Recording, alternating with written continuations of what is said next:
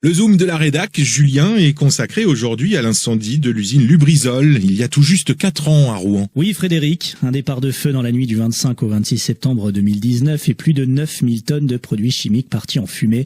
Un incendie qui a marqué les esprits, dont celui de Christophe Olleville, secrétaire et porte-parole de l'Union des victimes de Lubrizol.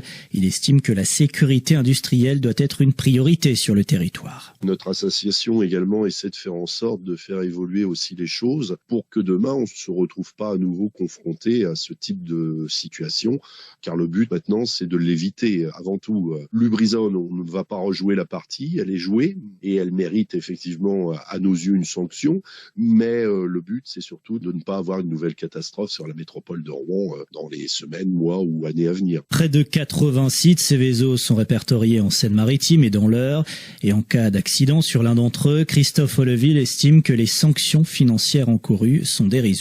Nous avions pointé ce problème depuis le début. 4 ans après, il est malheureusement toujours là. Ça faisait partie d'ailleurs des propositions de Christophe Bouillon également, qui avait fait un projet de loi pour que ces amendes administratives soient augmentées. Sauf que là encore, 4 ans après, rien n'a bougé. Et donc certains industriels préfèrent jouer avec la sécurité, avec les rejets atmosphériques, plutôt que de faire de gros investissements, parce qu'ils savent systématiquement qu'ils ne seront condamnés à quasiment rien. L'Union des victimes de Lubrizol qui a adhéré à France Nature Environnement, ce qui lui a permis de participer à une réunion d'échange il y a quelques jours avec des responsables de sites industriels rouennais pour les interpeller sur ces mêmes questions de sécurité qui résonnent particulièrement aujourd'hui.